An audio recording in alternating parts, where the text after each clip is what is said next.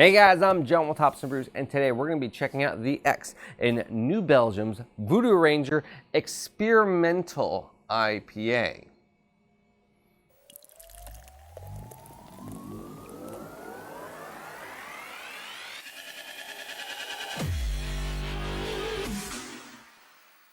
So, like I said, we're going to be checking out the latest Voodoo Ranger Experimental IPA. I believe this is version number 4, and some things that come to you when someone always says experimental are, well, honestly, 3 things. Pirates. But why is the rum gone? X-Men. DMX. X gon' give it to you. Wait for you to get it on your own. X gon' deliver to you. Get to the beer. This beer comes in at a 6.6% ABV. A 27 IBUs, it gets an average rating on Untappd of 3.79. Our 4th experiment with a tropical hazy IPA featuring Nectaron Hops. Our Voodoo Ranger family is brewed with transcending hop and malt varieties and served with a side of sarcasm. Let's just say Voodoo Ranger doesn't take itself too seriously. And neither should you. The bottom line, if you're looking for innovative IPAs that are hop forward, bold, and occasionally hazy, the Voodoo Ranger fam has your back.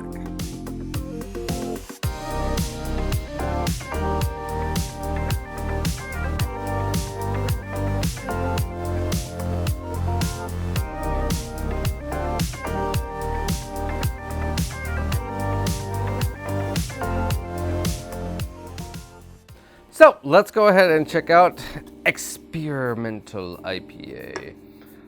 Actually, it's kind of light looking. It is very pale, opaque, but bubbly. I can already see bubbles, coming up from the bottom of the glass. So decent aroma, honestly. Light, fluffy. Yeah, not super citrusy. There's a little bit of more like one of those like apricot-y peach fruits, those pitted fruits. I wouldn't say the traditional citra. It's more of like peach nectarine style aromas. Interesting. Cheers. The aroma really stays through as you're drinking it. So that's kind of interesting. So if you like the aroma, you're probably gonna like the flavor of it because that really sticks with it.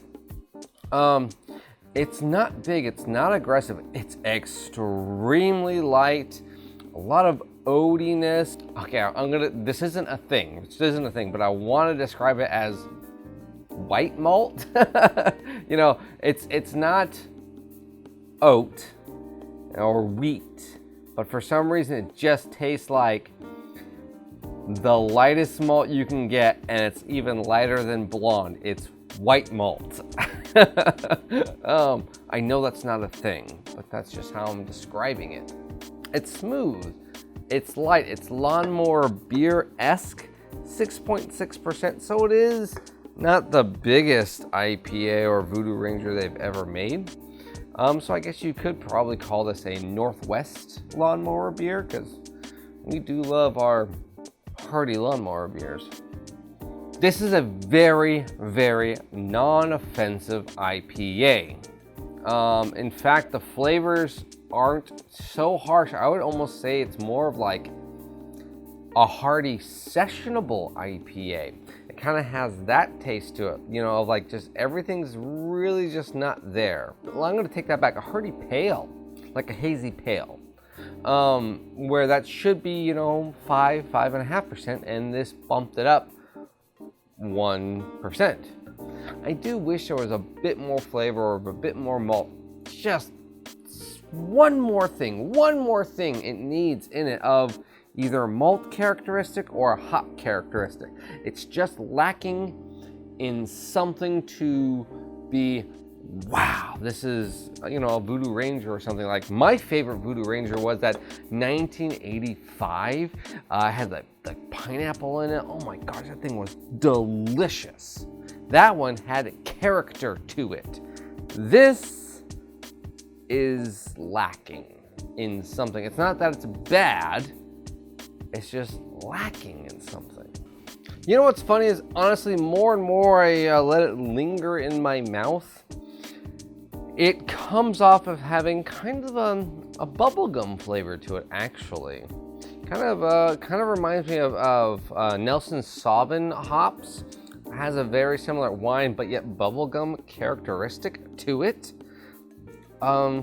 It's interesting. But again, that would be me like really diving into the beer. For the average beer drinker, New Belgium is one of those, you know, like we're distributed everywhere. You're gonna be able to find this probably most of the nation. I don't know if this is gonna tickle a lot of people's fancies because of that. Maybe it's trying to be geared toward, hey, let's introduce some people to IPAs, because honestly, there are, you know, some people that are just like that. They're just wanting a lager or a pils or something light and crisp. This might actually get them over that with its, you know, slight fruitiness, slight extra body. It's a little hazier, it's a little dirty, but it's not grassy, it's not overly citrusy, it's not assy, burny, it's none of that stuff.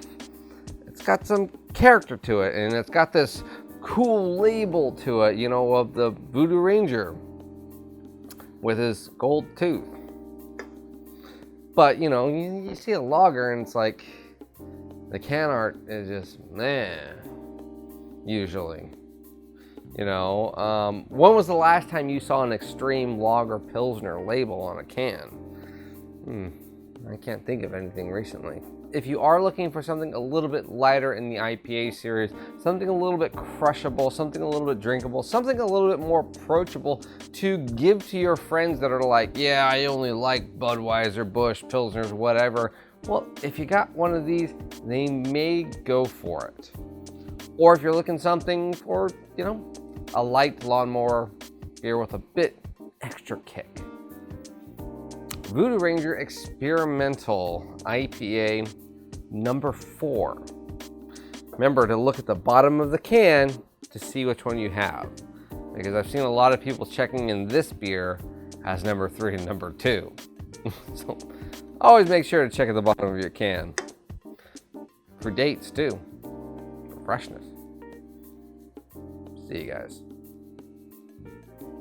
Hey guys, thanks for watching this video. Remember, hit like and subscribe. Follow me on all my social media stuff. The links will be on the very bottom of that description. So go ahead and scroll down, or if you're on mobile, hit that little arrow and then scroll down. Oh no, you went too far. Oh no. Well, guess what?